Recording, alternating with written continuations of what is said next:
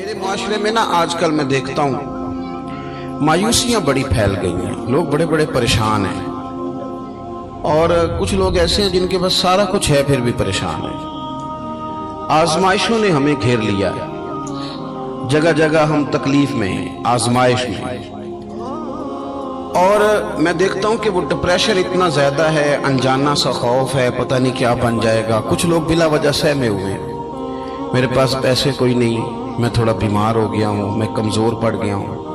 یہ مایوس کوئی اور ہوتا ہے، رسول اللہ کے غلام مایوس نہیں ہوتے، حضور کے غلام مایوس نہیں ہوتے، بلکہ وہ بڑے مطمئن رہتے ہیں، اطمینان قلبی میں رہتے ہیں۔ وہ تو معاشرے کو اطمینان دیتے ہیں، سکون کی دولت آگے بانٹتے ہیں۔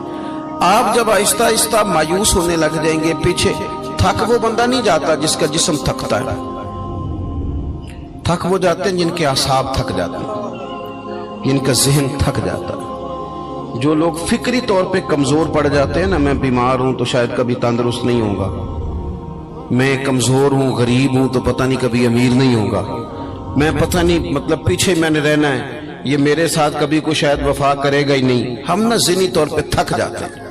رسول کریم علیہ السلام نے جو چیز ہمیں سب سے زیادہ دی ہے وہ امید کی دولت ہے، امید کی دولت۔ امید، کبھی امید نہ ٹوٹنے پائے ہماری، اچھا سوچیں، اچھا گمان کریں، آنے والے وقت کے بارے میں خیر کی امید رکھیں۔ حضور مبشر ہے، خوشخبری دیتے، ہمیں نبی پاک صلی اللہ علیہ وسلم نے اٹھ کر جینے کا طریقہ بتلایا، حضور نے ہمیں خوش رہنے کے سلیقے بتائے۔ حضرت سیدنا معاذ بن جبل رضی اللہ تعالیٰ عنہ فرماتے ہیں، جب پیارے حبیب علیہ السلام نے مجھے یمن کے لیے بھیجا نا گورنر بنا کے، تو کئی نصیحتیں حضور نے فرمائی تھی۔ ایک نصیحت حضور نے یہ فرمائی تھی کہ معاذ، لوگوں کو نا نفرت نہ دلانا، انہیں خوشخبریاں دینا، انہیں خوشخبری۔ ہم نے ایک دوسرے کو مایوس کرتے، او جی چھاڑو ہے، تم کتے جا، سارا کھیڑ پیسے دی، تیرے کو پیسے کوئی نہیں، تیرا کچھ بھی نہیں بن سکتا۔ ہم ایک دوسرے کو کہہ رہے ہوتے ہیں سارا پنڈ مار جائے، ماڑے دا بچہ چودھری نہیں ہو سکتا۔ بھئی یہ آپ کمزور باتیں خود بھی کرتے ہیں، لوگوں کا دل بھی آپ توڑتے ہیں۔ آپ لوگوں کو امید دلائیں، ان کو آگے بڑھنے کا شوق دیں۔ بہت گناہگار آدمی، بہت، میرا مالک جب چاہے، جس کو چاہے، جس وقت چاہے اور جس وقت وہ چاہے، کسی لتھڑے ہوئے کو اٹھائے، توبہ کی توفیق بھی دے اور اپنا قرب خاص بھی عطا فرمائے۔ حضرت ابو درداء رضی اللہ تعالیٰ عنہ فرماتے، میں حضور کی بارگاہ عالی مرتبت میں حاضر تھا، تو نبی پاک صلی اللہ علیہ وسلم نے ہمیں آیت پڑھ کے سنائی، وَلِمَنْ خَافَ مَقَامَ رَبِّهِ جَنَّتَانِ، جو اللہ کے سامنے کھڑے ہونے سے ڈرے گا، رب اسے 2 جنتیں عطا کرے گا۔ تو حضرت ابو درداء رضی اللہ تعالیٰ عنہ عرض کرتے ہیں، حضور وہ بندہ چور ہو، زانی ہو، اور اس نے بڑے بڑے گناہ کیے ہو معاذ اللہ، پھر بھی ڈر جائے تو اللہ 2 جنتیں دے گا، بہت بڑا مجرم ہے۔ یہ کچھ لوگ میری طرح کے ہوتے ہیں نا نیک، وہ کہتے ہیں جنت میں میں نے جانا ہے، کسی اور کو نہیں جانے دینا، وہ بھی طے کر لیتے ہیں، کہتے سوال ہی نہیں پیدا ہوتا، یہ تو میرا ذمہ ہے۔ آپ ایسے نہیں کریں، آپ اللہ کی رحمت کو اس طرح مقید نہیں کریں۔ اور ہمارے کئی دفعہ میں نے دیکھا ہے کہ یہ نیک لوگ کسی کے بارے میں بات کر رہے ہوتے ہیں تو اصلاح کی نہیں، مجھے لگتا ہے کہ جیسے بڑا حقیر سمجھ کے کسی کو تبلیغ کی جا رہی، یہ انداز درست نہیں ہے۔ کیا پتہ کب اللہ تعالیٰ کسی کو کون سا درجہ عطا کر دے اور کہاں اس شخص کو لے جایا جائے۔ تو حضرت ابو درداء رضی اللہ تعالیٰ عنہ نے ہماری یہ مشکل حل کر دی۔ کہتے ہیں کہ میں نے عرض کی، حضور اگرچہ وہ چور ہو، زانی ہو، نالائق ہو، گناہگار ہو، پھر بھی ڈر جائے تو اللہ 2 جنتیں دے گا؟ تو حضور نے فرمایا، ہاں اگر صحیح معنی میں ڈر گیا تو رب 2 جنتیں عطا کرے گا۔ کہتے میں نے دوسری دفعہ عرض کی، حضور چور ہو، بڑا مجرم ہو، پھر بھی ڈر جائے تو 2 جنتیں؟ حضور نے فرمایا ڈر جائے صحیح، جنتیں 2 ہی ملیں گی۔ کہتے میں نے تیسری دفعہ کہا، حضور یعنی وہ جو مایوسی ہے گناہگار آدمی کو کہ میں شاید آگے جا ہی نہیں سکتا، شاید اب بات آگے بڑھ ہی نہیں سکتی۔ حضرت ابو درداء کہتے ہیں تیسری دفعہ عرض کی، حضور اگر بڑا ظالم ہو، ڈر جائے، پھر بھی 2 جنتیں؟ تو کہتے ہیں حضور نے فرمایا اگرچہ ابو درداء کی ناک خاک آلود بھی ہو جائے نا، یعنی تو زمین پہ بھی اپنی ناک رگڑے، تو پھر بھی جو بندہ صحیح معنوں میں ڈرے گا اسے مایوس نہیں ہونا چاہیے، رب اسے 2 جنتیں عطا کرے گا۔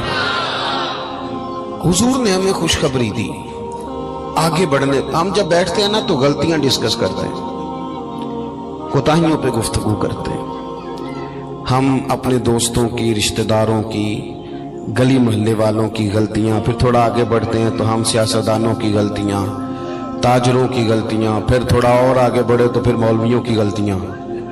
फिर जब हमारा दिमाग चला तो जिस बेचारे आदमी को सही तरीके से कुछ लफ्ज जुमले भी नहीं कहने आते, वो मशाइख की गलतियां नोट कराता फिरता है। बड़ी बड़ी दूर लोग निकल जाते हैं, दूर। आप ये काम नहीं करें। इस तरह तो ये लगेगा कि इस मुआशरे में अच्छा बंदा ही कोई नहीं, सारे लोग ही बुरे। इस तरह तो फिर लोगों का एक दूसरे के बारे में दिल सख्त हो जाएगा, रवैये कठिन हो जाएंगे हमारे। हाँ, एक दूसरे की जो देखे ना, हुजूर ने क्या फरमाया, फरमाया उज़्कुरू महासिन मौताकुम। तुम में से जब कोई बंदा दुनिया से जाए तो उसकी अच्छी अच्छी बातों का जिक्र करो। उसकी जो इसका मतलब ये है कि हर बंदे में कोई अच्छी बात है ना। हुजूर ने फरमाया अच्छाइयों का जिक्र करो, तुम जमीन पर अल्लाह के गवाह।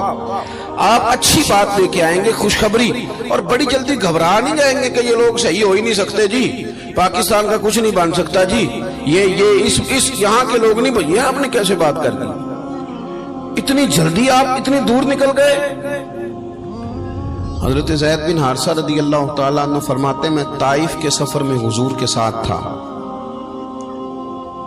मक्के वालों ने बात नहीं मानी, हुजूर को बड़ा परेशान किया, तो महबूब पाक का इरादा एक करम हुआ कि मैं ताइफ जाके ना लोगों को दीन की बात बताऊं। हुजूर ताइफ तशरीफ ले गए। आप गौर करेंगे कि सब लोगों ने पत्थर मारे, इतने पत्थर मारे कि लहू लुहान कर दिया, पूरा वजूद तकलीफ में। हुजूर वहां से बाहर निकले। किस कदर इंसान को गुस्सा, हमारे यहाँ तो जनाब गुस्सा सिर्फ वो उस बंदे से हम राजी होते हैं जो हमारी मर्जी के मुताबिक चले, बाकी हम किसी से राजी हो जाएं ये सवाल ही नहीं पैदा होता। इन सब लोगों ने पत्थर मारे, रोड़े मारे। करीम महबूब सल्लल्लाहु अलैहि वसल्लम एक बाग में तशरीफ फरमा हुए, पानी पिलाया। जनाब ज़ैद बिन हारिसा कहते हैं, मैंने अर्ज की हुजूर इन्होंने बड़ा ही तकलीफ दी है, बड़ी अज़ियत दी है, दुआ करें ये बर्बाद हो जाए, दुआ करें। और मैंने बड़े दर्द से कहा। हुजूर ने फरमाया कर दूं दुआ? या रसूलल्लाह कर दे। हुजूर ने हाथ उठाए, कहा अल्लाहुम्मा हदी कौमी फइन्नहुम ला यअलमून।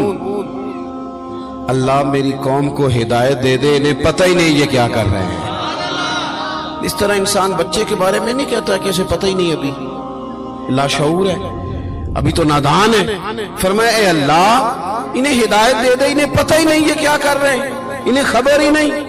कहते मैंने अर्ज की हुजूर आप दुआ कर रहे हैं और इन्होंने इतनी तकलीफ दी, अब मेरे नबी पाक की उम्मीद देखना, हुजूर की दी हुई उम्मीद देखना। अल्लाह के रसूल फरमाने लगे, ज़ैद क्यों हम इनकी तबाही के लिए दुआ मांगे? अगर ये आज हमारी बात नहीं मानते, कलमा नहीं पढ़ते, तो मुझे उम्मीद है इनकी आने वाली नस्लें कलमा पढ़ जाएंगी। अगली नस्ल से उम्मीद लगा लेते हैं, आगे बढ़ जाते हैं, थोड़ा आगे निकल। मायूस हो जाना, परेशान हो जाना, कमजोर पड़ जाना, काम छोड़ जाना, ये थके मांदे लोगों का तरीका है। ये उन लोगों का तरीका है जो माशरे के अंदर लोगों को पीछे की तरफ धकेलते, आगे लेके जाना, लोगों के अंदर ये शऊर बेदार नहीं करते। हुजूर ना बात करते। ये नौजवान जरा मेरी बात सुने, आपने ना, चूंकि अल्लाह ने जवान ज़हन दिया होता है, आपने ना बहुत सारे लोगों को ताजा रखना है। आप जब डिस्कस करते हैं ना, सारा महकमा ही बुरा जी, फलाने भी बुरे, सेहत वाले भी बुरे, वापडा वाले भी बुरे। तो वापडा वाले कौन है? मैं और आप नहीं, हम में से लोग नहीं सारे। महकमा सेहत में कौन है? हम में से लोग नहीं। पुलिस में कौन लोग हैं? हम में से ही नहीं। हमने अपने आप को ठीक करना शुरू करना है तो बड़ी सारी चीजें सही हो जाएंगी।